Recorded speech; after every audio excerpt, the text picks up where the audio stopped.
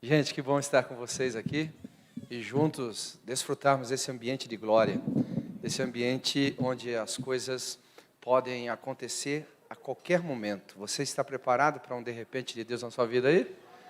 Em ambientes sobrenaturais, nós temos que ter expectativas, nós temos que estar com o coração pleno em Deus para que Ele possa fazer a sua vontade. Então, aleluia. E eu tenho andado, eu cheguei quarta-feira, de quarta-feira eu fui para São José dos Campos eu vim para cá na quinta, de quinta voltei para Vinhedo, hoje eu estou aqui. Então tem que tomar cuidado, daqui a pouco estou chamando Jesus de Genésia, né? Mas em todos os lugares que eu fui, é impressionante o que Deus está fazendo no Brasil. É impressionante. Cada casa, uma casa de governo, onde Deus se manifesta de uma forma bem específica, mas uma coisa que eu tenho observado, em nenhuma das casas que eu fui, faltou glória, faltou presença de Deus. Isso é muito bom, queridos. Por que eu estou falando isso? Deus tem me dado o privilégio de viajar o mundo, de pregar o Evangelho em várias culturas. E o que a gente tem desfrutado no Brasil não é uma coisa comum. O que a gente tem vivenciado nas igrejas brasileiras não é algo que se encontra em qualquer lugar. A minha oração, constantemente, Deus sabe disso, é para que nós, como igreja, possamos aproveitar essa nuvem de glória que está sobre nós, essa nuvem da manifestação do Senhor, e possamos edificar uma igreja saudável, uma igreja madura, uma igreja realmente comprometida com os valores do reino, que a gente possa realmente deixar para uma próxima geração, se Jesus não voltar antes, uma obra extraordinária, amém? Aleluia. Então é muito importante que você ouça isso, porque isso vai trazer um testemunho ao seu coração. O que você tem visto e desfrutado aqui não é comum. Lembra que Deus falou para Pedro? Não considere o que eu santifiquei comum. Olha o seu irmão e diga, não considere comum esse ambiente de glória que você está vivendo. Aleluia. Vire para o outro lado, para o irmão não ficar com ciúmes, diga assim, não considere comum esse ambiente de glória que Deus tem nos dado. Amém? Vamos aplaudir ao Senhor, irmãos?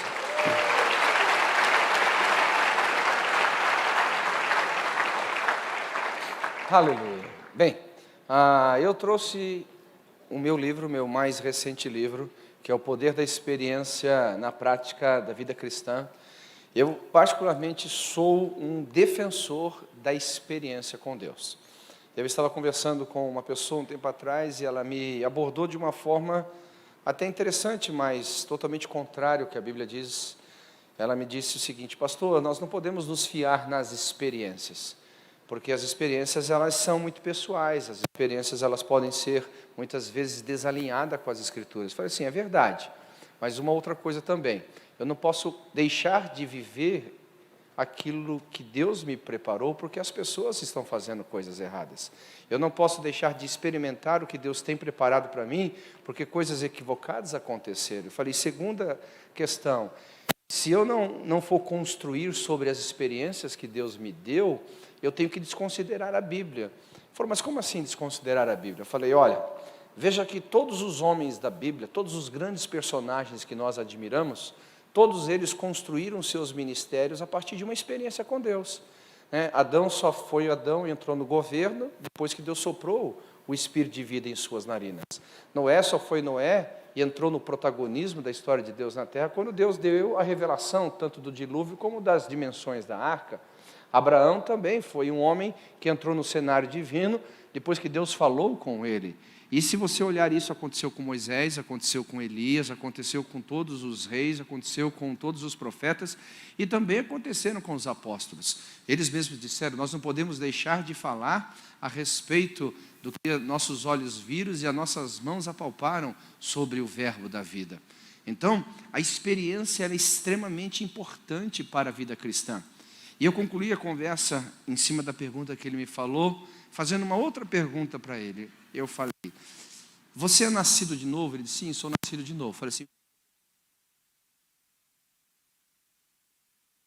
o que você considera o novo nascimento? É uma obra humana? É uma obra corriqueira? É algo que qualquer um pode fazer? ou um evento sobrenatural? Ele disse, não, tem que ser sobrenatural, porque a ciência não pode reprogramar o ser humano. Só Deus pode fazer o ser humano nascer de novo, nascer do Espírito. Eu falei, então, você teve uma experiência com Deus, e a partir dessa experiência com Deus, você está edificando a sua vida cristã. Se você não tivesse tido a experiência do novo nascimento, você não poderia ser considerado filho de Deus, e não poderia desenvolver a sua salvação. Graças a Deus ele me ouviu, falou assim, pastor, você me deu uma explicação que me destravou, e a partir de hoje eu não vou mais desprezar as experiências. Então, nesse livro, quando eu falo sobre o poder da experiência com Deus, na prática da vida cristã, os seus olhos espirituais vão ser abertos de uma forma muito significativa, e você vai observar o quanto Deus tem para te dar, e o quanto Deus já te deu, que você pode construir e edificar uma vida sobrenatural por intermédio disso. Eu te encorajo a você passar lá, comprar, amém? Provar o seu amor pelo irmão que está ao seu lado, dizendo assim, olha, eu vou te dar um livro com prova do meu amor por você, não é verdade?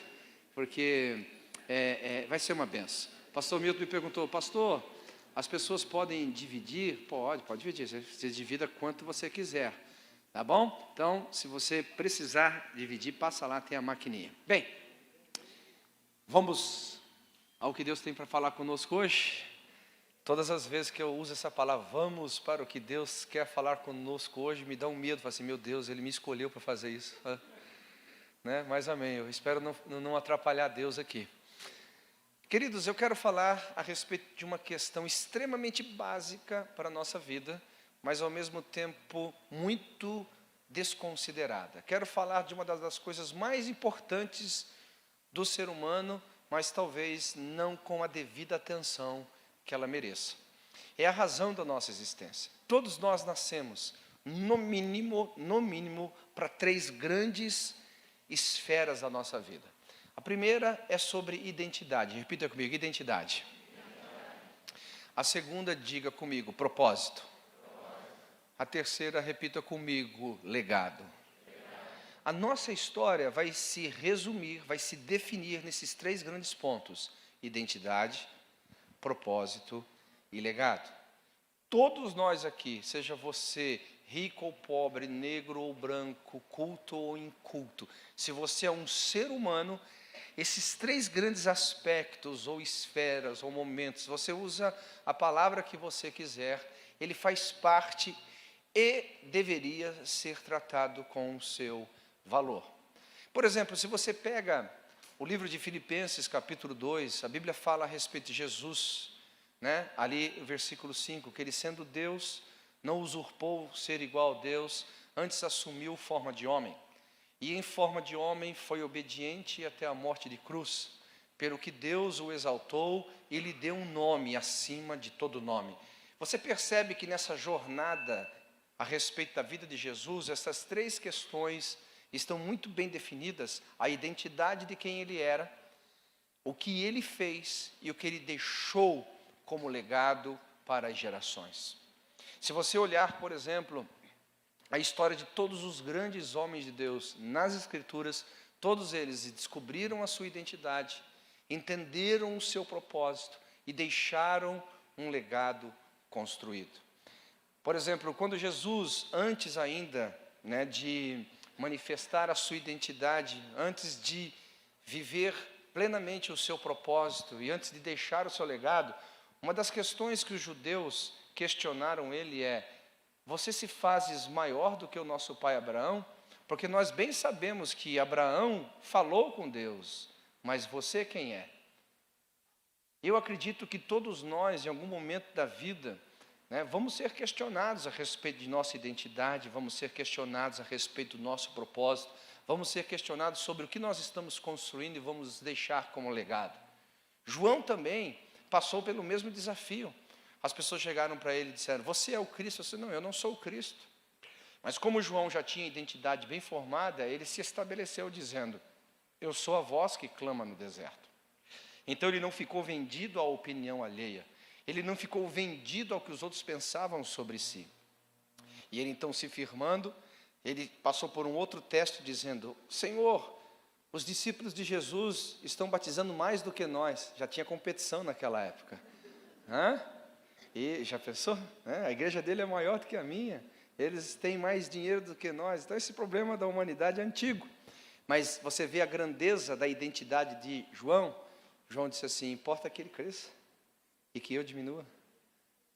Quando você tem a sua identidade curada, você vive com menos sofrimento na vida. Bem, e assim por diante, nós vamos caminhar hoje nesses 3 pontos. Eu gostaria muito que você entenda isso, porque todo o sobrenatural de Deus não deveria ser limitado na nossa compreensão em um evento, em um acontecimento. O sobrenatural de Deus deveria ser visto em nossa história. O sobrenatural de Deus deveria existir para nós como o dia que nós descobrimos nossa identidade, o dia que nós descobrimos o nosso propósito e o dia que nós, construindo por intermédio do nosso propósito, deixaremos um legado para as próximas gerações. Vamos pegar como exemplo, para mim, o maior de todos os exemplos, a pessoa de Jesus, para entender esse contexto. Vá comigo no livro de João, capítulo 2, versículo 49. João 2, 49. O texto diz assim, olha. Só um minutinho. Não, João não, Lucas 2, 49, que João 2, 49 nem tem. Lucas 2, 49. Olha o que a Bíblia diz a respeito disso. Ele respondeu, nesse caso para sua mãe e seu pai, porque eles estavam atrás dele, achando que havia se perdido. Por que me procureis? Não sabeis vós que me cumpria estar na casa do meu pai?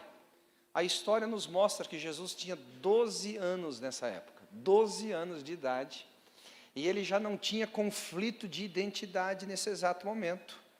Porque você tem que entender o âmago dessa questão. Por quê? Jesus, ele tinha a sua mãe natural, mas ele sabia que ele não era filho desta família, ele era filho de Deus. Tente imaginar como era muito fácil para Jesus confundir essas questões. Mas ele não deixou isso confundir. Não, por que vocês estão me procurando? Vocês não sabiam que deveria eu estar na casa do meu pai? A sua mãe nem entendeu muito bem isso, mas para ele estava muito claro. Então Jesus, quando ele entra no ministério lá na frente, ele não entra como alguém que estava se descobrindo como pessoa. Jesus entra no ministério já sabendo quem é.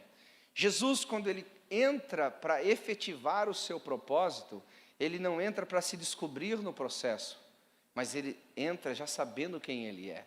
Isso é extremamente importante para as nossas vidas. Muito, muito importante. Você quer ver outro texto? Vamos lá para o livro de João agora, capítulo 12, versículo 30. Se vocês forem colocar aqui, eu nem vou abrir aqui. Me fala aqui sim, aí me ajuda aqui.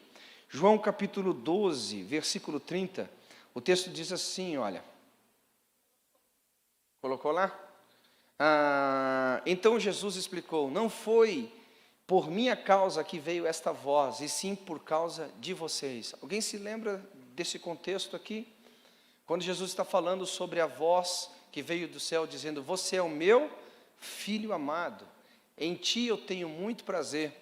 Uma vez eu ouvi um pregador dizendo que Deus, o Pai, estava fortalecendo a identidade de Jesus. Eu não vou duvidar do pregador, porque eu não estou aqui para brigar com ninguém, mas não é o que a Bíblia diz, porque Jesus já estava com a identidade muito bem fortalecida, com 12 anos de idade. E a Bíblia agora diz assim, que o Pai estava mostrando quem era Jesus para o povo.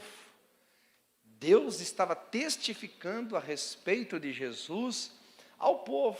Então, observe, porque Jesus estava numa caminhada, ele sabia quem era, estava construindo sua identidade, ele estava sujeito ao seu pai, mas não perdendo seu pai natural, sua mãe natural, mas não perdendo a sua identidade nesse processo. Agora Deus começa a apresentar ele publicamente, lá no batismo, né, em Mateus 4, Lucas 4 fala sobre isso, quando a voz diz, este é o meu filho amado, em quem eu tenho muito prazer, para que as pessoas se relacionassem com Jesus da forma correta.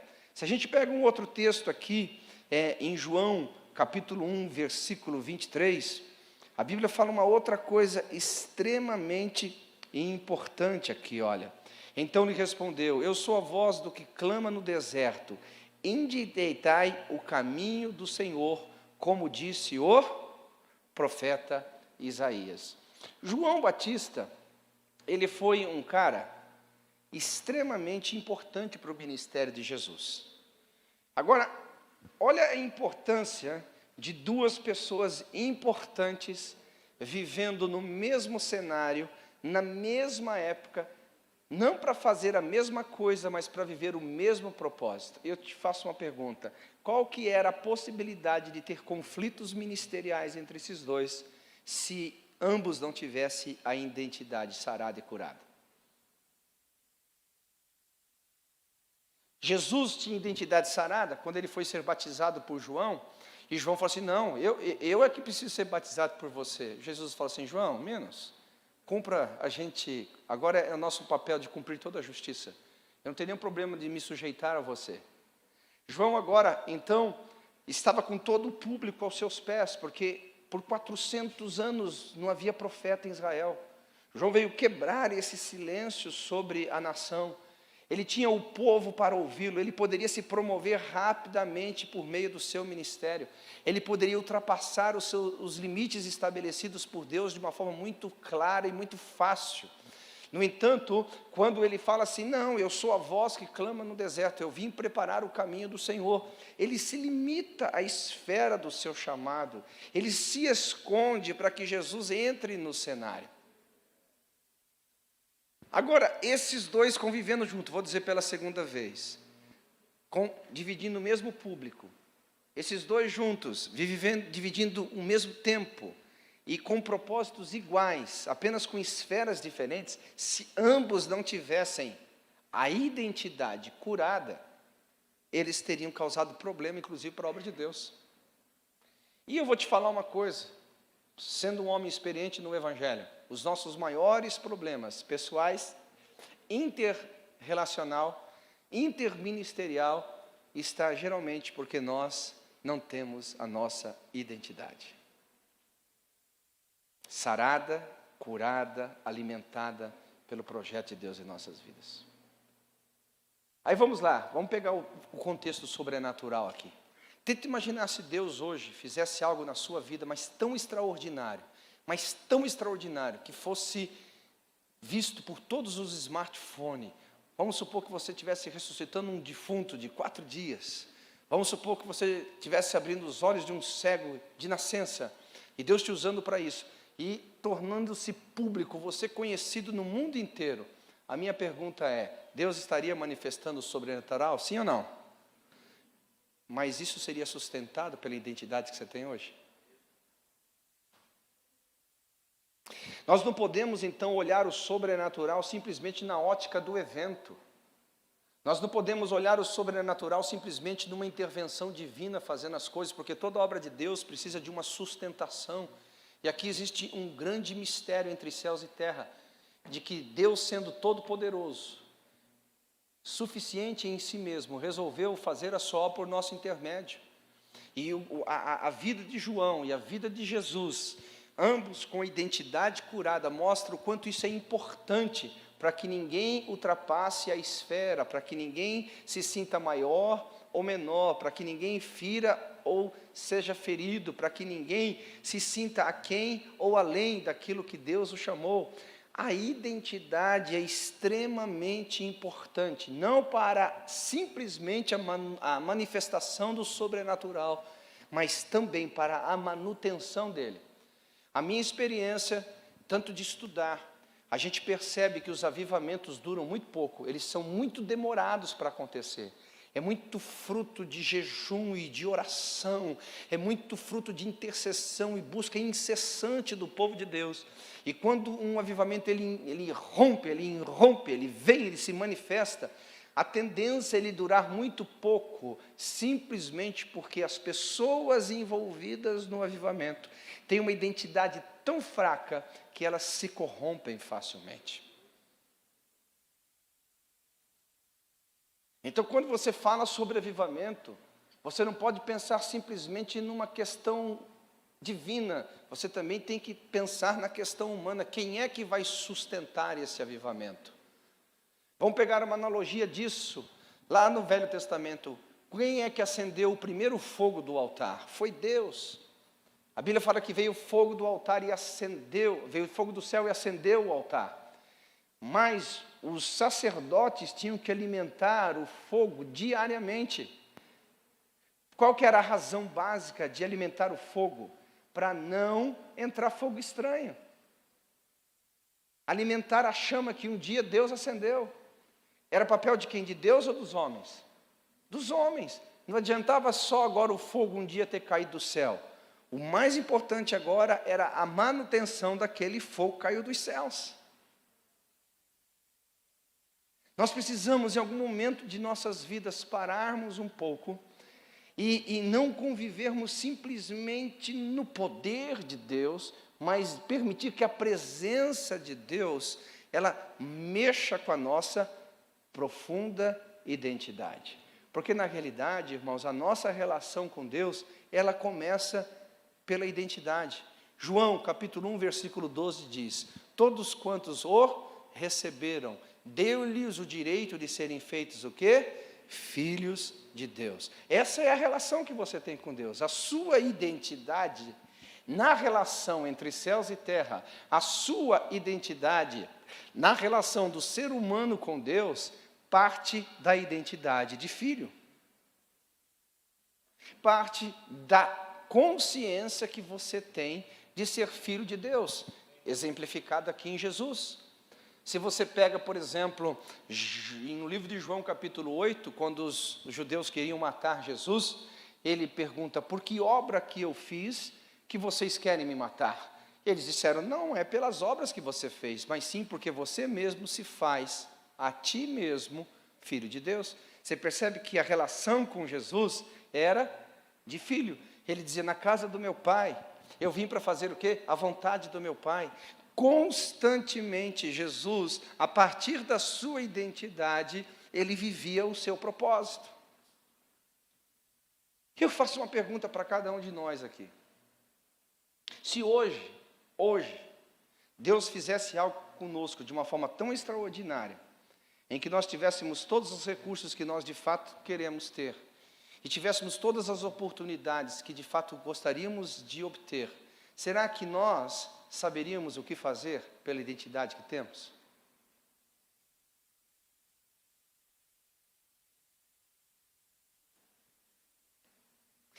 Nós temos que perguntar isso. E aqui está uma das grandes razões por que o avivamento tarda tanto. Por que o avivamento demora tanto em romper? Porque nós temos um texto no livro de Gênesis, capítulo 2, a Bíblia fala que não crescia nenhuma erva ainda, porque não havia chovido. E por que não havia chovido? Porque não havia o homem para lavrar a terra. Há uma analogia, ou seja, Deus precisa de pessoas maduras para sustentar esse grande avivamento que Ele quer mandar sobre a terra, partindo da nossa identidade. A Bíblia nos diz no livro de Romanos, capítulo 8, versículo 17, se sois, pois, filhos, sois também herdeiros, herdeiros em Deus e co-herdeiros em Cristo Jesus. Quem está comigo aqui, diga amém. Amém. Você percebe que esse texto, ele nos mostra de que o Senhor já nos deu uma herança. Agora, vamos lá, não precisa se expor publicamente e comece a falar para dentro do seu coração. Quantas vezes você está orando para ter o que você já tem? Quantas vezes você está jejuando para ter o que você já tem? Quantas vezes você está vindo à igreja para ter o que você já tem? Por que será que nós somos, às vezes, como o cachorro que corre atrás do rabo em questão de herança, simplesmente porque não sabemos a nossa identidade? Por exemplo, quando você faz qualquer coisa para ser um vitorioso, você simplesmente está dizendo: eu não sei a herança que eu tenho. O cristão não luta, a vida cristã, numa identidade sarada, ela não trabalha mais para ter as coisas, porque eu sou, e se eu sou o filho de Deus, eu tenho toda a herança disponível. A vida cristã, então, passa pelo princípio da apropriação, passa pelo princípio de eu usufruir aquilo que já é me dado por herança. Quem aqui é filho de Deus? Diga amém. A Bíblia diz no livro de Efésios, capítulo 1, versículo 3, bendito seja o Deus e Pai do nosso Senhor Jesus Cristo, o qual nos abençoou com todas as sortes de bênçãos espirituais nas regiões celestiais em Cristo Jesus. Eu não sei se você percebeu, mas a Bíblia diz que você já é abençoado com todas as sortes de bênçãos espirituais nas regiões celestiais em Cristo Jesus. É interessante como que a religião, ela manipula a necessidade humana. Ao invés de instruí-la em sua identidade, o escraviza por sua necessidade. Guarde essa frase, que isso nunca mais fuja da sua vida. A religião deveria trabalhar a identidade de filho de Deus, mas ela prefere nos escravizar em torno das necessidades. Nenhum de nós aqui deveríamos correr atrás de nenhuma bênção, nenhum de nós aqui deveríamos correr atrás de algum benefício, nenhum de nós deveríamos correr atrás dessas coisas. Mas por que não? Porque você é filho, e se você é filho, você é herdeiro. Se você é herdeiro em Deus, é co-herdeiro em Cristo Jesus, nenhum dom vos falta. A Bíblia fala que você tem todas as coisas, é uma questão de apropriação. E aí, querendo ou não, queridos, você começa a perceber que por falta de identidade, nós acabamos vivendo uma fé meio performática. O que é a fé performática? Eu preciso fazer alguma coisa para que eu me considere, então, o suficientemente capaz de desfrutar o que Deus já me deu. Quantos creem no poder do sangue derramado na cruz? Diga amém. Uns dois creem aqui. Quantos creem no poder derramado no sangue da cruz? E vou falar uma coisa muito séria aqui. Quantos conseguem agregar algum poder ao sangue de Jesus com as orações que vocês fazem? Quem consegue agregar alguma gota de poder ao sangue de Jesus pelo jejum que você faz? Quem consegue agregar um pouco mais de valor ao sangue de Jesus com o dízimo que você entrega na igreja? Nós, como filhos de Deus, trabalhamos numa obra consumada, ou seja, tudo que Jesus fez está feito, e tudo que Ele nos deu como legado é nosso por direito de herança. É só entrar na posse, é só você aprender a desfrutar disso. No entanto, a Bíblia também diz no livro de Gálatas, de que o filho, mesmo sendo herdeiro, ele não pode entrar na sua herança, porque ele é menino, ele é colocado diante de tutores. Então, muito do que você quer desfrutar não é porque Deus não te deu, na realidade Ele já te deu, é porque eu e você, nós não amadurecemos suficientemente para aquilo. Eu e você ainda não estamos plenamente maduros da nossa identidade.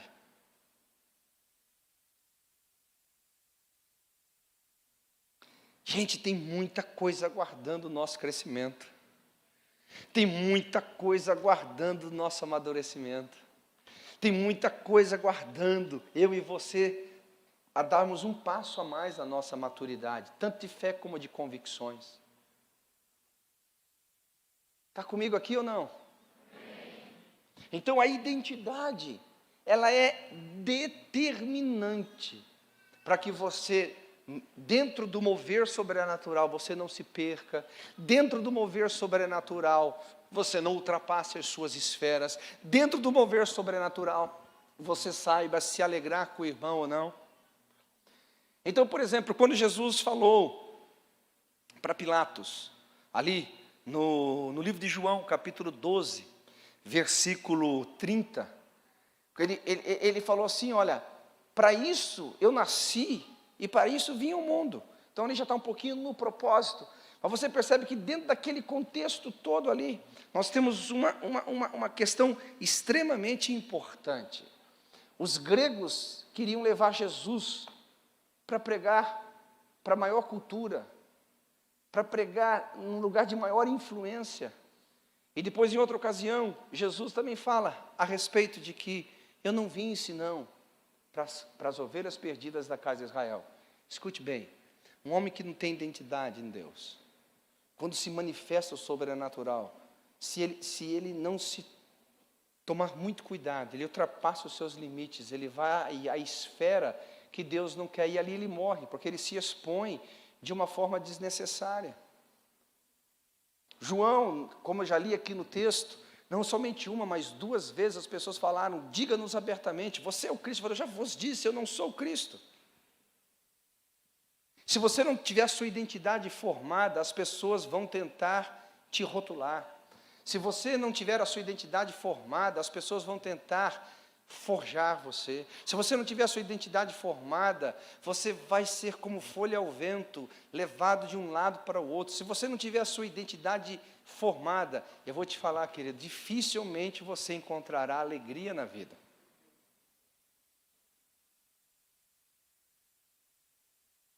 Extremamente importante, identidade. Extremamente importante saber quem você é como gente, saber quem você é em Deus, saber quem você é nessa economia divina. Com isso você vence tantas questões, mas tantas questões, que vão te liberar, que vão fazer você avançar, fazer com que você prospere de uma forma como você nunca prosperou. É impossível nós não nos compararmos, é quase impossível. Quem fala que não se compara, é porque está escondendo a comparação que ele faz. Mas existe uma comparação saudável, que é aquela que nos inspira, que você olha para o irmão, você fala assim, uau, eu tenho um chamado bem parecido com o dele, eu tenho uma característica bem parecida com ele, uau, eu sinto que eu também posso fazer tão bem quanto ele, como mais, isso é saudável. Quantos concordam? Diga amém. Agora, quando eu tenho uma identidade doente, eu vou fazer no mínimo algumas coisas horríveis. Primeiro, eu vou começar a me diminuir. Eu vou começar a olhar e dizer assim, uau, quem sou eu? Ah, quem sou eu? Ah, quem sou eu? Você acha isso bonito? Como diz a minha mãe, você acha bonito ser feio? Não é legal? Agora, quando a identidade não está formada, isso é tão forte que a pessoa involuntariamente começa a se autodesprezar. Eu me lembro uma vez que eu fui convidado, isso faz muitos e muitos anos atrás, eu fui convidado para pregar lá em Santarém, na igreja do pastor Abe. Alguém conhece o pastor Abe aqui ou não? Né? Uma das maiores igrejas do Brasil. E eu vi o tamanho daquela obra, eu vi a dimensão do que eles estavam fazendo. E aí começou a me dar um espírito de inferioridade. Alguém já passou por isso aqui? Já foi no lugar que você começou a se sentir o cocô da mosca? Quem já foi? Fala a verdade, não só eu. Horrível, não é? Meu Deus, não sei o que eu estou fazendo aqui. E eu sei que o negócio foi crescendo no meu coração. Aí eu assim, num tom de humildade, mas no fundo eu estava ali com um problema de identidade. Eu cheguei para o Abe assim, e falei assim, Abe, cara, não sei porque vocês me trouxeram aqui. Olha a dimensão do que vocês já fizeram, olha a expressão que vocês têm, olha a influência que vocês têm no Brasil. E o Abe, com toda a maturidade que ele tem, um homem extremamente sensato, olhou para mim, Marcelo, eu não chamei você aqui para me ensinar sobre crescimento de igreja. Eu chamei você aqui porque você carrega uma coisa que nós não temos. Você é um avivalista e nós precisamos do avivamento. Pensa no cara que saiu dali orgulhoso de si mesmo. Mudou tudo. Eu ouvi o elogio do Abe, quase recebeu o elogio da quarta pessoa da Trindade, não é verdade? Aleluia, saí dali, como diz ele, mascando prego, cuspindo fogo. Mas alguém, olha, irmão, não precisa levantar a mão, você sabe o que eu estou falando com você aqui. A gente não pode, em algum momento, isso tem que romper na nossa vida. Por isso a gente vai de conferência a conferência, de sobrenatural a sobrenatural, depois só sai o sobre e fica só o natural. Por causa da identidade ruim. Outra coisa que você começa a fazer, você começa a perseguir. Porque quando você não tem uma identidade curada, o outro é uma ameaça na sua vida. Nunca a gente vai dizer que ele cresça e que eu diminua. Pelo contrário, fala que ele diminua, que eu cresça. E assim por diante, não é? Porque a identidade mal formada. A gente começa o quê? Atacar. Eu vou te falar o quanto você está doente. Quem está com o ouvido aberto, diga amém. Amém. Preste atenção, eu vou te dar a dica. Isso não é para te humilhar, é para que você resolva se curar, amém? Quando você olha o Instagram, e você não tem mais alegria com a vitória do irmão, você não tem mais alegria com a alegria do irmão, Quando você vai numa igreja, vê o cara contando o sucesso dele, você começa a não sentir alegria com o sucesso do irmão. Quando o sucesso do irmão começa a te incomodar, eu posso te dar um conselho? Procure ajuda, você está doente.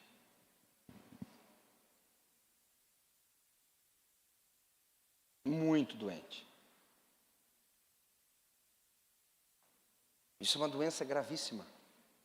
Porque isso é um dos grandes sinais que você não está de bem com você mesmo. Você não está vivendo de bem com a sua própria existencialidade. Alguém está comigo aqui ou não? Isso é extremamente importante. Qual que é a tendência? Você começa a atacar. Mas também a igreja está crescendo, olha só, porta aberta. Também lá o dízimo é só 9%.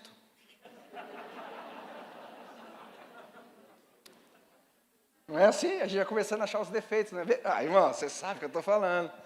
Né? Mas também, ele, olha só, e começa a atacar o cara. Em vez de dar crédito para o sucesso do cara, em vez de dizer, poxa, é meu irmão, que beleza que ele está prosperando, que alegria que ele está avançando, glória a Deus, olha só, entendeu? Aí vai lá o casal que encontra com outro casal, aí o outro casal chega com um carro novo, fala, lindo carro, cheirinho novinho, né? Aquele cheiro ali é quase embriagante. Ai, que delícia. Aí depois quando volta para casa, a mulher fala, também você não ganha suficiente, olha eles lá. Tem que pôr a culpa na mulher, não vai pôr no homem, não é verdade? E começa essa história. Gente, como que vai sustentar o sobrenatural num ser humano tão doente assim? Porque existem coisas que o sobrenatural não faz. Ele apenas alavanca. Ele apenas te põe no ambiente propício. O sobrenatural não te amadurece. Porque geralmente o sobrenatural, ele é impactante. O aleijado anda, o cego enxerga, o surdo ouve. Um milagre extraordinário acontece, é impactante. Mas o poder não transforma. O que transforma é andar na presença. É andar na presença. É andar na presença. Andar na presença. Então comece a ser honesto com você mesmo. Quando você vir um irmão e de repente você começar a se sentir incomodado, pergunte para você mesmo, antes de falar. Porque o pecado de pensar é menor do que o pecado de falar. Lógico. Porque o pecado de pensar, só você é vítima. Quando você fala, você pode contaminar uma multidão. Eu estou falando sério. Peque sozinho, não faça os outros pecar. Ok? Quando você olhar para o irmão assim, e der aquele treco que eu sei que você já deu, aquele treco, aí pergunta assim, será que eu vou falar isso? Não é inveja? Por que eu estou falando que eu estou falando do irmão? Por que eu estou me expressando desta forma? Por que eu não estou me alegrando com ele? Por que a alegria dele é a minha tristeza? Olhe para dentro do teu espírito, aí você vai começar a amadurecer. Porque homens covardes nunca curam a sua identidade. Porque onde está a covardia? Quando você não tem coragem de ver as suas próprias falhas. Quando você não tem coragem de ver os seus próprios pecados. Quando você não tem coragem de olhar para dentro de si e falar, eu preciso de ajuda. Então, João e Jesus aqui, eles protagonizaram um dos maiores avivamentos, que dura 2000 anos. O que aconteceu aqui com João, o que aconteceu aqui com Jesus, em termos históricos, está perdurando até hoje. Um abrindo caminho, o outro caminhando pelo caminho que foi aberto, a obra sendo realizada, e até hoje o legado desses dois está sendo vivido aqui no Brasil. Começou lá em Jerusalém e aqui no Brasil. Será que nós podemos caminhar nesse mesmo sobrenatural? Que não seja só um acidente, que não seja só um de repente, que não seja só um evento, mas que seja algo que seja construído para a vida, para deixarmos um legado para a nossa geração futura. Quem está comigo aqui, diga amém. Quando você descobre a sua identidade e permite ela ser sarada, você começa a acessar o que nós chamamos do seu propósito de vida, que é outra coisa extremamente importante para você descobrir. Vamos ler lá alguns textos. João 18, 37. Vamos ver o que a Bíblia fala lá. João, capítulo 18, versículo 37. Diz assim: então lhes disse Pilatos: logo tu és rei? Respondeu Jesus: tu dizes que sou rei. Eu para isso nasci e para isso vim ao mundo, a fim de dar testemunho da verdade. Todo aquele que é da verdade ouve a minha voz. Para isso eu nasci e para isso eu vim ao mundo. Você percebe que a identidade e propósito estão caminhando juntos agora? Não só mais o que eu sou, mas o que eu faço. Porque que é importante? Escute-me com atenção. Eu estou falando em escala hierárquica aqui. Quando você não tem a sua identidade formada, e você só se realiza naquilo que você faz, no dia que a sua performance não for a esperada, a tendência é você cair em depressão, você desanimar da vida. Tente imaginar que você só se realiza no que você faz. Isso é totalmente contrário ao que Jesus ensinou. Ele falou que o valor de um homem não está nos bens que ele possui. Quando fala de bens, está falando de performance da vida. O que você fez para ter coisas. Então nós caímos aqui naquela síndrome de ser e de ter. Antes de ser um ministro do Evangelho, eu sou filho de Deus. E se por acaso me faltar a oportunidade de ministrar, não vai me faltar o amor de pai. Não, acho que você não está entendendo o que eu estou falando. Muitos de nós nos realizamos simplesmente naquilo que fazemos. Isso é horrível. Não deveria ser a sua vida. Pastor, eu tenho orgulho do que faz. Tem que ter mesmo. Pastor, eu sou muito alegre por aquilo que faço. Tem que se alegrar mesmo.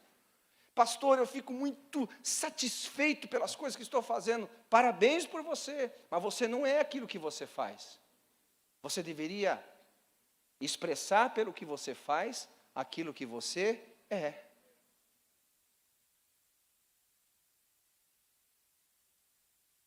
É fácil?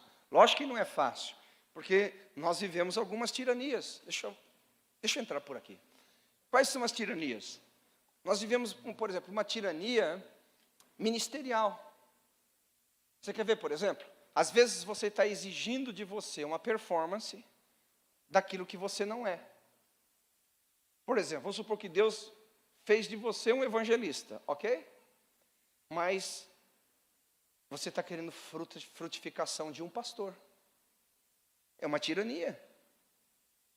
Aí se você não consegue a performance pastoral, você já começa a se desconsiderar. Não, você é um filho de Deus e a sua identidade ministerial é de evangelista. Então se alegre com a frutificação de um evangelista. Se você é um apóstolo, não procure, por exemplo, uma frutificação de profeta. Você é filho de Deus e foi estabelecido como apóstolo. Não espere frutificação de um profeta. E assim por diante. Nós temos também a tirania da moda. E é uma tirania forte, tanto a da moda como a ministerial, é tão forte quanto, porque ela vai pondo uma pressão em você, ao ponto de você não conseguir mais usar o tipo de roupa que você gostaria de usar, e às vezes a que cabe no teu bolso.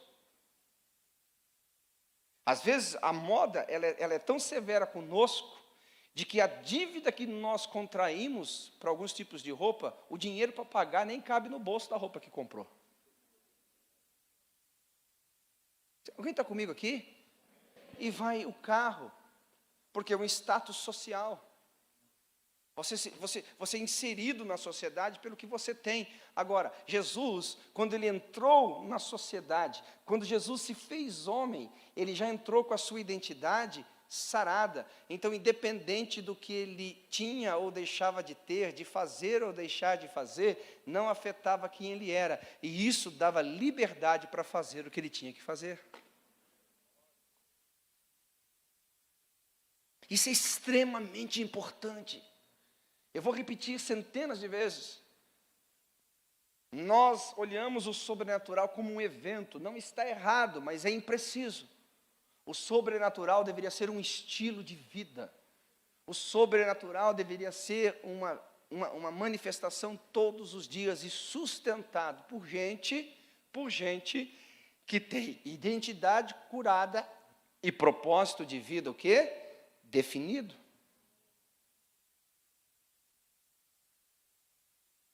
Veja o que está escrito lá em João capítulo 9, versículo 39. Vamos lá, vou esperar aqui. João 9, 39.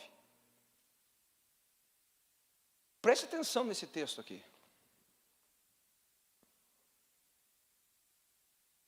Diz assim: eu vim a este mundo para juízo, a fim de que os que não veem, vejam, e os que veem se tornem cegos. Jesus estava definindo o seu objetivo. Você quer ver outro texto? Pega lá, João, capítulo 10, versículo 10. Texto conhecido nosso. João 10, 10. O ladrão vem somente para roubar, matar e destruir. Eu vim para quê? Tenho vida e vida em abundância. Será que esses textos mostram a consciência de Jesus do seu propósito de existência? Vamos pegar lá, Mateus 18, de 21 a 23. Pega lá, Mateus 18, de 21 a 23.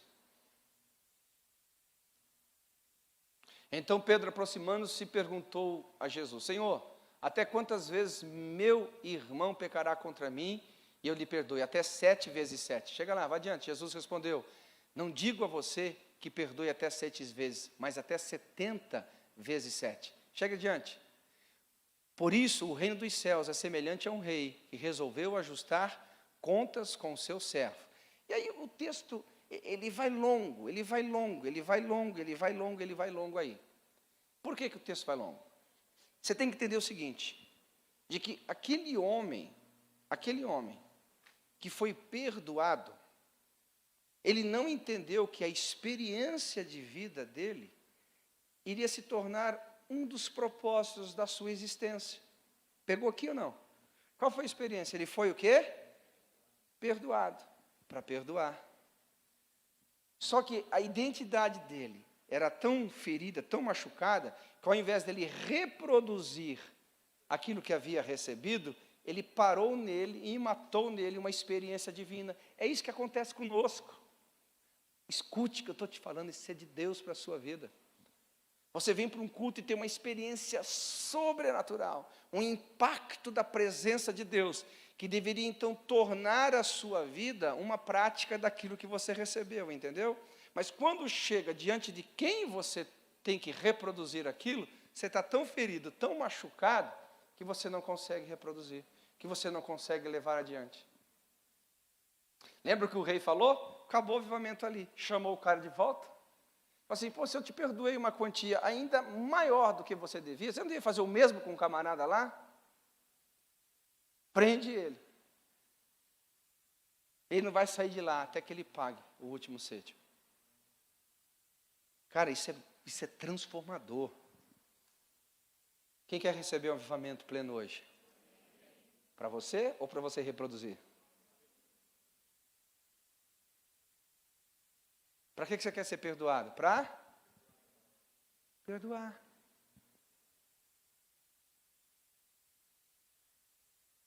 Você quer ver que coisa interessante? Quando você sabe o seu propósito de vida, vamos agora para o livro de Mateus, capítulo 16, versículo 21 em diante também. Vamos ver até onde que a gente vai aqui.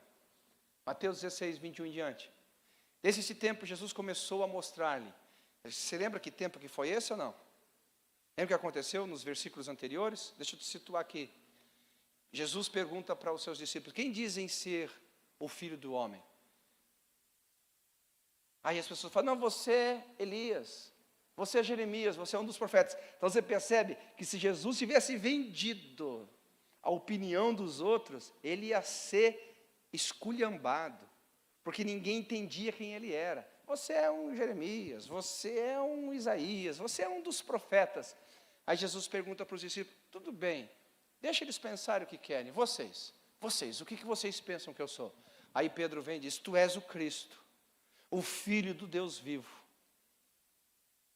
Quando Jesus ouve aquilo ali, ele fala assim: Pedro, deixa eu traduzir o texto para você. Pedro, sobre esta revelação, ou seja, por você ter recebido do Pai a minha identidade, A partir daí você vai construir, você vai edificar. Está comigo aqui ou não? E agora a gente vem para esse contexto, não tira de lá não. Desde esse tempo então, que Jesus trabalha em cima da revelação que os discípulos recebem, ele começou agora a deixar claro, já que vocês entenderam quem eu sou, então deixa eu revelar o meu propósito.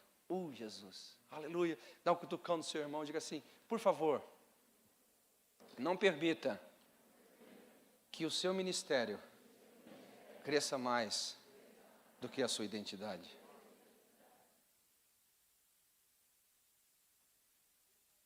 Quando as suas mãos forem maiores do que teu coração, você vai ter um problema sério. Olha só o que aconteceu agora. Ele começou então a dizer, mostrar aos seus discípulos que era necessário que ele fosse para Jerusalém. Ele já tinha aqui geograficamente o seu propósito definido. Sofresse muitas coisas nas mãos dos anciãos, ele já sabia quem seriam os seus carrascos. Dos principais sacerdotes e dos escribas, ele sabia qual era o destino dele, era ser morto. E também sabia o seu fim, ressuscitado ao terceiro dia. Será que é um cara que estava com o seu planejamento de vida bem definido?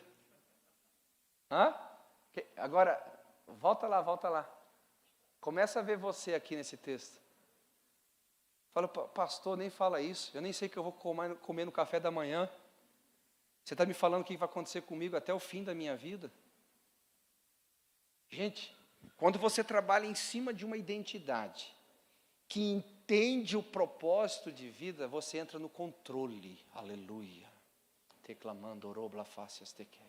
Eu sinto que os olhos de alguns homens estão sendo abertos aqui, reclamando, oroblia facias tequenegeriaia.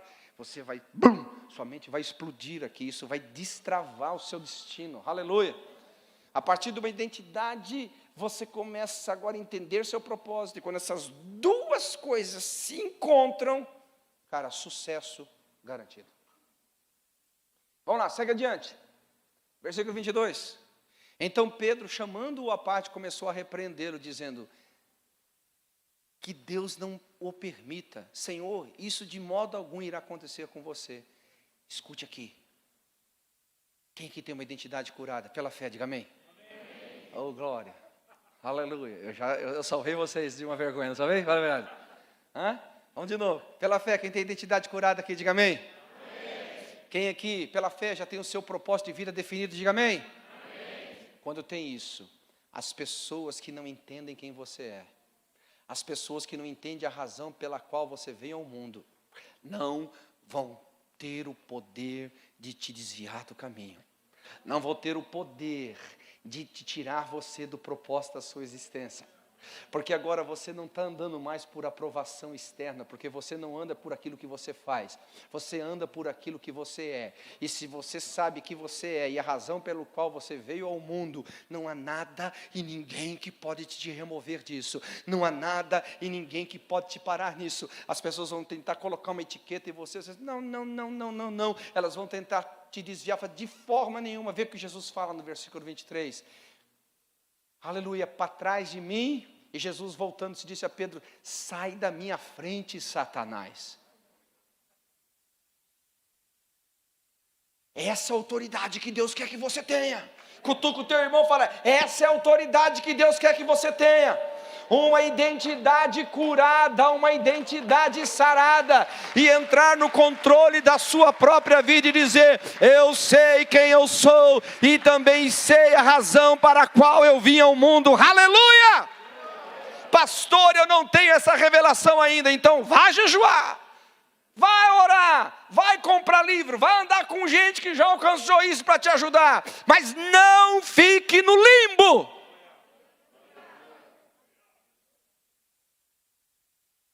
Não fique no limbo. Extremamente importante. Extremamente importante. Consequentemente, você vai começar ao que a Bíblia fala de você construir seu legado. Aqui sim, você começa a construir o seu legado. Diga, eu sei quem sou e também sei por qual razão nasci. A partir disso, eu construo meu legado. O que é legado? Deixa eu dar umas 2, 3 definições para você aqui. Legado é tudo aquilo que se pode transmitir às gerações que virão. Faça uma pergunta para você mesmo hoje. Se hoje, não vai acontecer, pode ficar tranquilo que eu não estou profetizando. Se hoje você morresse, o que as próximas gerações iriam desfrutar de você?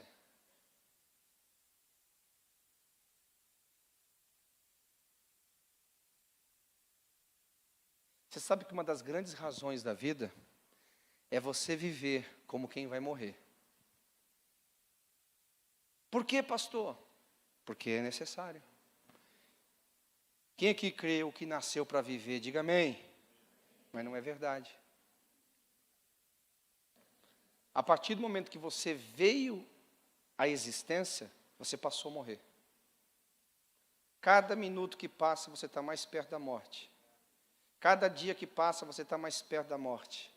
Cada mês que passa, você está mais perto. Quando você foi gerado no ventre da sua mãe, você já estava numa caminhada para encontrar o dia da sua morte. A questão é, você tem uma identidade sarada e um propósito definido para quando você se encontrar com o inevitável, você possa dizer, valeu a pena a minha existência.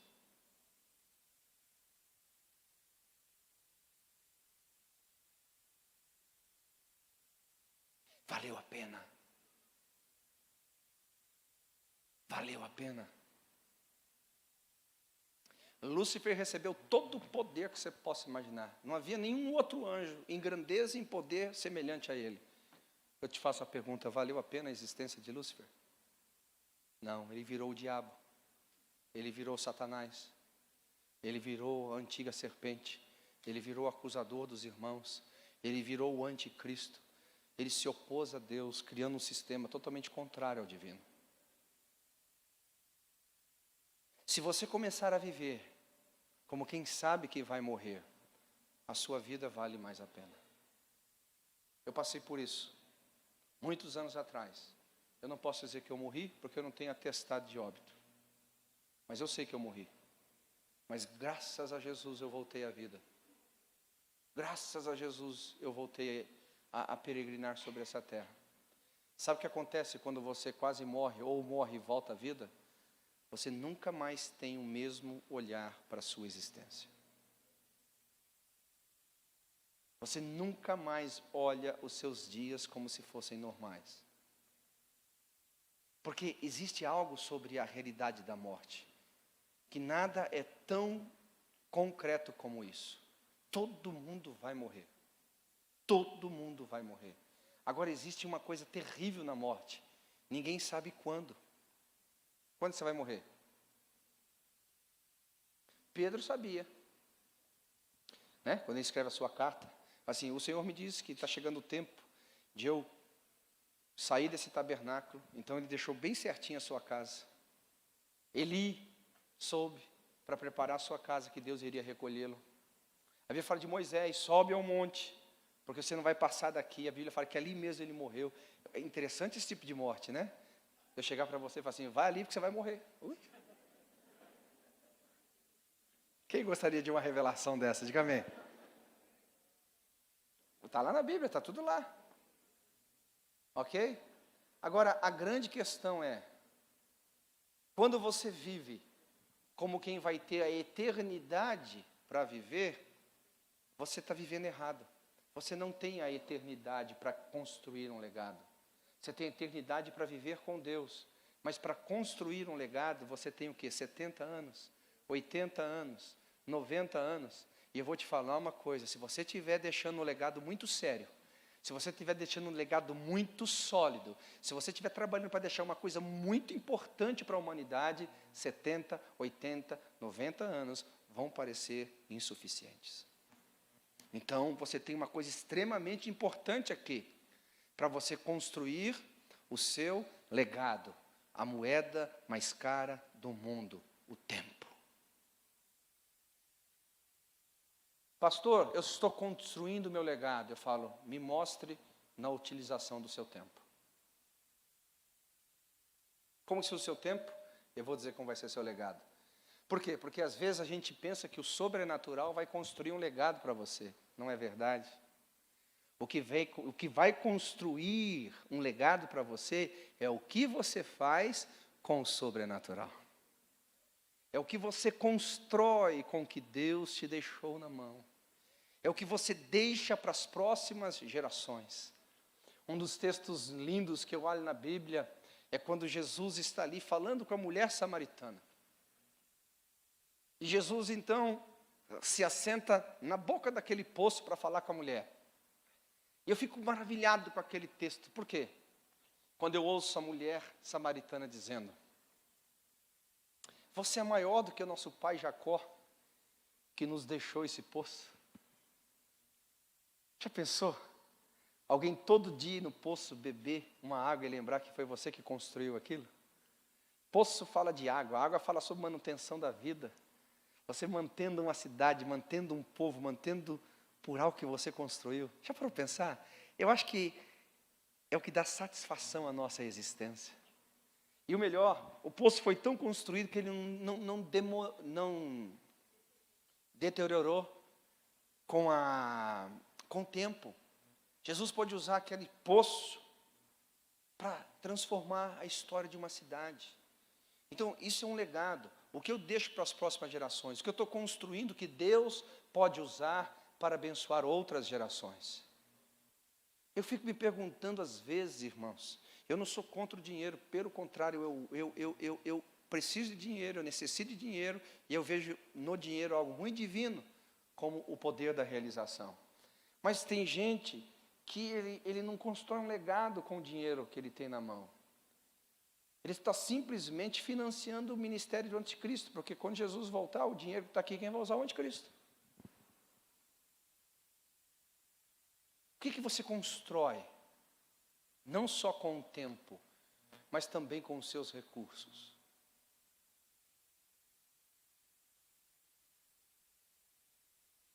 Ah, pastor, eu tenho tão pouco. Deixa eu te dar um segredo espiritual aqui. Deus não tem problema nenhum, zero de problema. Se você chegar para Ele e falar assim: Deus, eu tenho tão pouco, mas tão pouco, e eu gostaria de fazer tanto mais, me ajude a multiplicar o que eu tenho na mão. O dia que você orar assim, você vai chamar a atenção de Deus para você de uma forma sobrenatural. Isso que eu estou te falando. Deus vai olhar para você como que é? Você quer multiplicar o pouquinho que você tem? Você quer deixar um legado sobrenatural pelo pouquinho que você tem? Eu vou te ensinar. Agora, a maioria de nós não oramos dessa forma. Sabe como que a gente ora? Senhor, eu não tenho nada.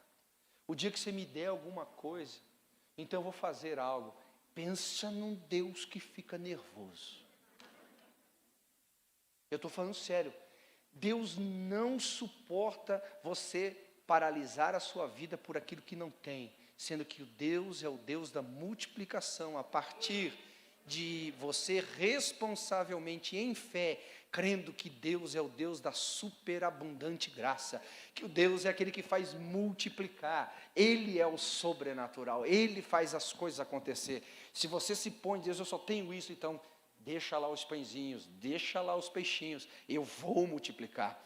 Você tem que entender isso. Deus não vai exigir de mim nem de você um legado além da esfera que Ele nos deu. Deus não vai exigir de você e de mim um legado dentro das habilidades, fora das habilidades que Ele nos deu. Por exemplo, eu nunca na minha vida vou me cobrar se eu morrer neste mundo e não for um milionário. Por quê? A natureza do meu chamado não é para ficar rico. A natureza do meu chamado é para usar o dinheiro que você ganhou. Aleluia. Porque eu tenho uma missão que é maior do que eu. Se eu for me preocupar de ganhar dinheiro, eu vou ouvir o conselho de Pedro: para trás de ti, Senhor, não te permita isso. Não, eu fui chamado para o ministério.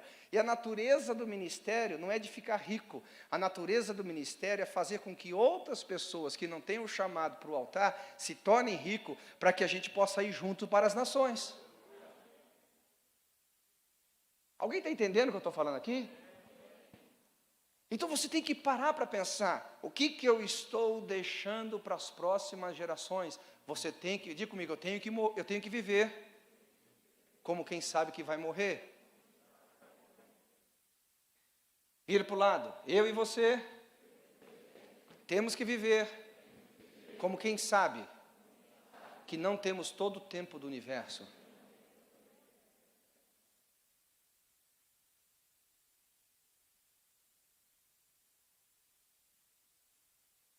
O que é um legado? Aquilo que uma pessoa deixa em testamento, o último desejo de alguém, efetivado por meio da transferência, seja de valores, de bem ou qualquer outra coisa. Ninguém na face da terra, ninguém que veio à existência, é incapaz de deixar um legado.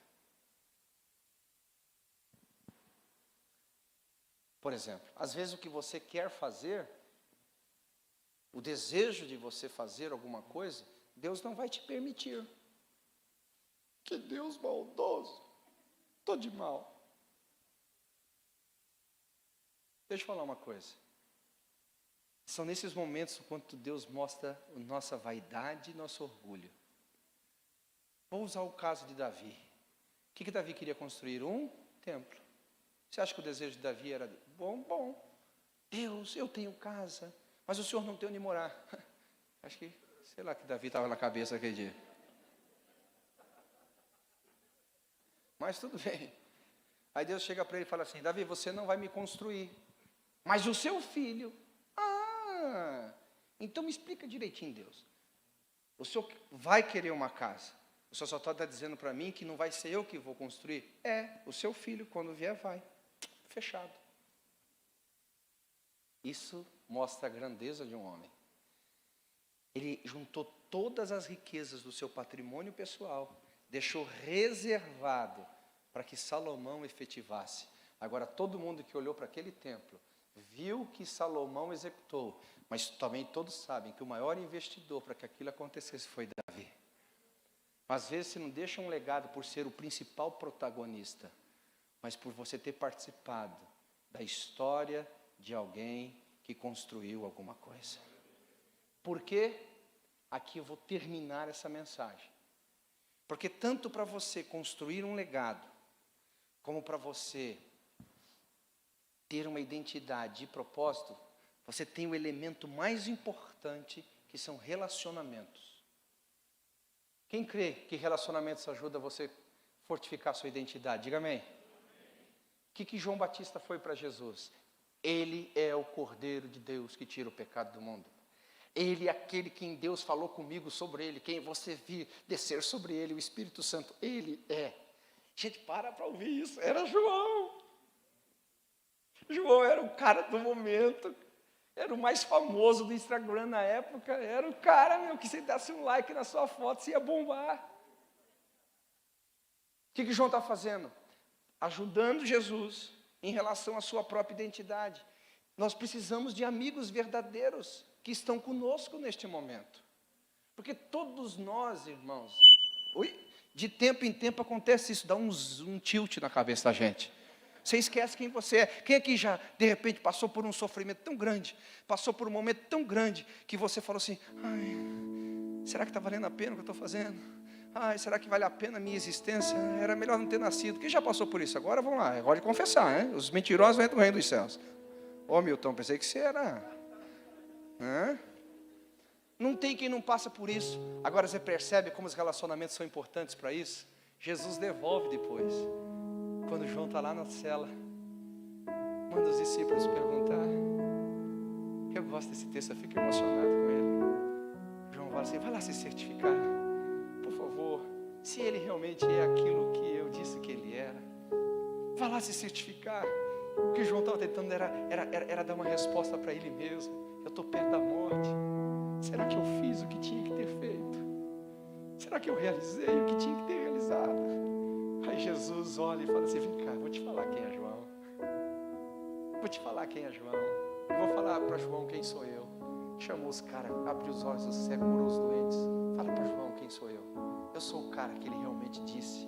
O cara que ele viveu pela causa. O cara que se anulou por mim. Vai dizer que ele estava certo no que estava fazendo. Na hora que as pessoas vão embora falar para João, Jesus pega e fala, agora deixa eu falar para vocês, quem é João? Ou quem foi João? Dos nascidos de mulher, ninguém maior do que ele. Se você vive para deixar um legado, escolha as suas amizades, criatura. Você não tem como escolher quem amar, isso é um dever, você tem que amar e ponto final. Você tem que escolher suas amizades, você tem que começar a selecionar suas amizades. Pessoas que entendem quem você é em Deus, pessoas que entendem o seu propósito de vida, pessoas que vão cooperar com você, ou você quer aqueles que quando você conta seus sonhos, o cara te joga no poço. Você tem que entender quem você é em Deus e começar a se relacionar com gente que vai ajudar você a fazer o que você tem que fazer. Porque nem Jesus conseguiu fazer o que ele tinha que fazer sozinho, perto dele chegar ao ápice da razão da sua existência, ir para a cruz do Calvário. Ele precisou de um sirineu para pegar a cruz e levar para ele, que ele não está aguentando mais. Esse talvez é o maior valor que você tem na vida, são os relacionamentos. O legado que Jesus deixou para nós é um legado extraordinário. Hoje, pelo que Jesus fez, nós podemos ser chamados filhos de Deus. Hoje, pelo que Jesus fez, nós podemos ser justificados, porque aquele que não conheceu o pecado se fez pecado por nós, para que nele fôssemos feitos justiça de Deus. Aleluia! Pelo que Jesus fez hoje, nós podemos ser transportados do império das trevas para o reino do Filho do seu amor. Isso são valores transferíveis, isso são valores que outras gerações podem desfrutar. Pelo que Jesus fez, hoje nós temos uma esperança viva. Eu vou para a casa do meu Pai e vou preparar morada, mas eu volto buscar você. Ninguém em Jesus vive nesse mundo sem uma esperança gloriosa. Aleluia! O que Jesus fez foi intransferível. Ele foi lá, desceu às profundezas da terra e tomou a chave da morte e do inferno, como também disse em Mateus 28, todo poder, toda autoridade é me dada nos céus e na terra. Mas ele também diz, eu delego isso a vocês, usem a minha autoridade, use o poder do meu nome. Isso é um legado. O que mais poderia dizer? Ele criou uma nova raça, uma raça humana agora, que não seria mais vítima do pecado de Adão. Nós agora somos uma raça eleita, um sacerdócio real, uma nação santa, um povo adquirido, para anunciar as virtudes daquele que nos tirou das trevas. Será que Jesus deixou algo transferível para outras gerações? Será que Jesus deixou algo comunicável para outras gerações? Sim, deixou. E eu poderia passar a noite inteira falando de tudo que Jesus deixou para nós. Porque tudo que você é porque Ele é. Tudo que você tem porque Ele tem. Tudo que você pode porque Ele pode.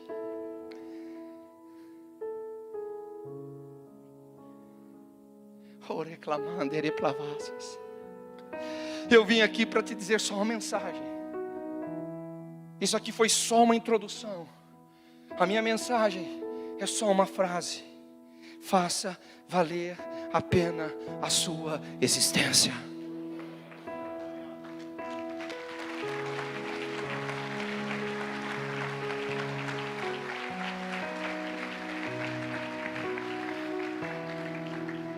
Olhe para o seu irmão e diga assim: nunca mais permita o espírito de autocomiseração tomar conta de você. Nunca mais permita esse espírito de auto-humilhação tomar conta de você. É hora de você se levantar, é hora de você dar um grito de vitória, é hora de você dizer: há algo de Deus operando na minha vida, há algo de Deus operando por intermédio da minha vida, e o que eu vou construir vai ser algo, se Jesus não voltar, outras gerações vão beber, outras gerações vão comer, outras gerações vão saber, aleluia, que passou um homem aqui na terra, que entendeu que ele era filho de Deus, que entendeu o propósito da sua existência, e viveu a favor disso, e lutou a favor disso, e se gastou a favor disso, que não se vendeu no meio do caminho, que não se prostituiu no meio do caminho, que não deixou pessoas tirá-lo do caminho.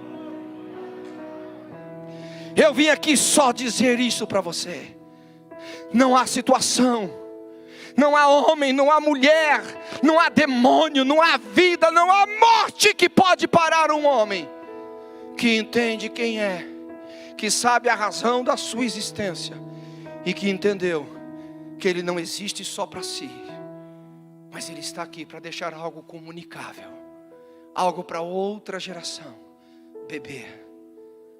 Talvez não seja muito, seja só o poço de Jacó, mas aqueles outros que virão atrás de você poderão se sentar naquele poço e transformar a história de muita gente. Talvez não possa ser muito, possa ser criar um filho muito bem criado, e talvez ele seja o próximo Billy Graham. Talvez não seja muito,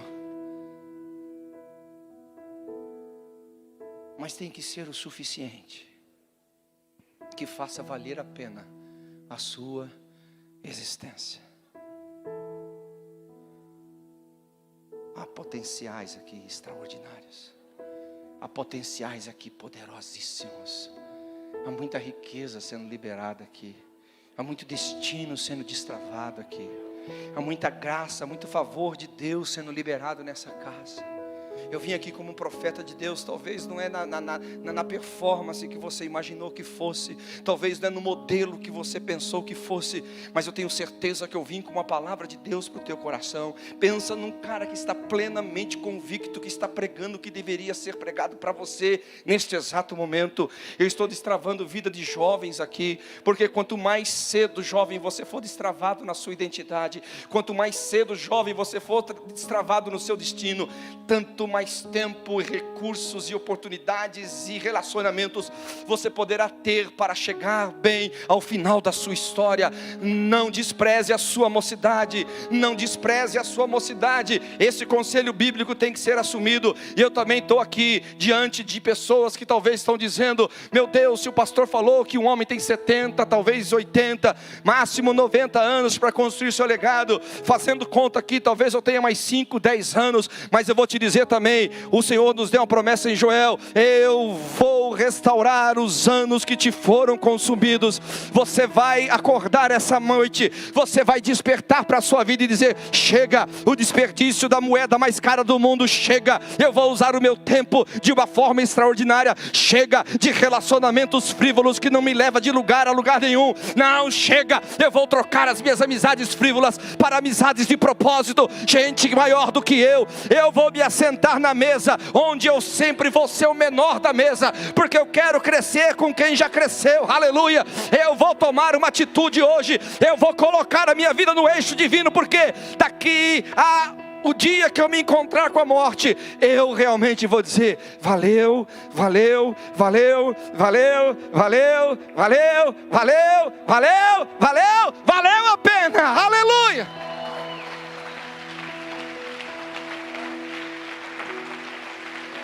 Se você se sente mexido por Deus, dê um brado de vitória, saia do seu lugar e dê um brado de vitória. Cadê o ministério de música? Venham aqui rapidamente. Cadê o ministério de música? Venham aqui. Escute. Vamos, vamos, vamos. Vamos, vamos, vamos, vamos. Vamos, deixa fluir o que Deus colocou no seu coração aí. Vamos, não espere por mim não. Há uma onda sobrenatural vindo aqui, há um destravamento sobrenatural vindo aqui, há um abrir de olhos sobrenaturais aqui, há um destravar de destinos aqui.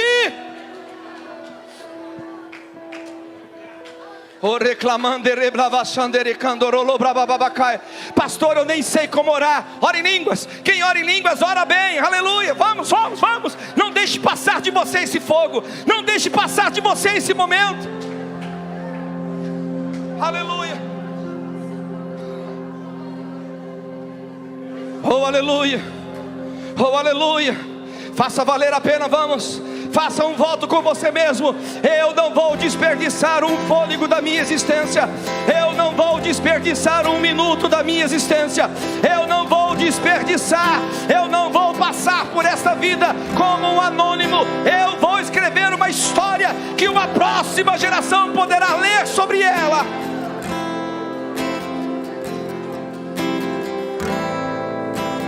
Vamos, vamos, vamos. Flua, flua, flua, flua, flua, flua, flua. Flua, flua.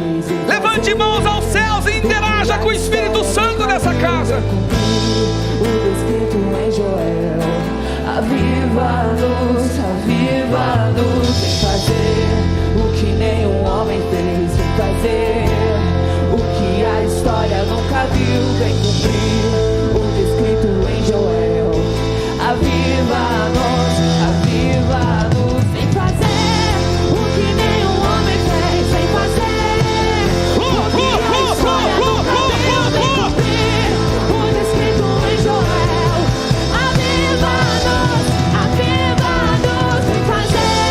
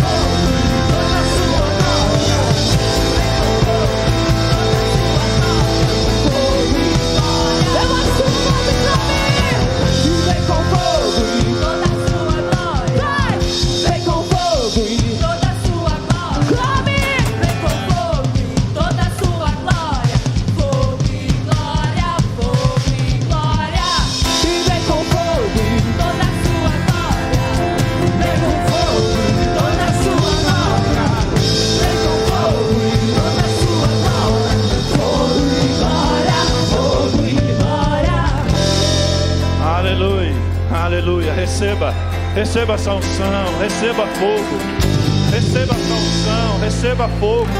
Você nunca mais será o mesmo depois desse sobrenatural. Você já não é mais o mesmo. Deus está construindo algo em nós e através de nós. Não para em você. Aliás, não tem a ver só com você. Há uma geração que vai ser tocada através da sua vida. Você crê nisso, querido? Amém? Você está sendo abençoado? Diga para o seu irmão, isso é só 10% de tudo aquilo que você vai receber ainda mais de Deus. Amém?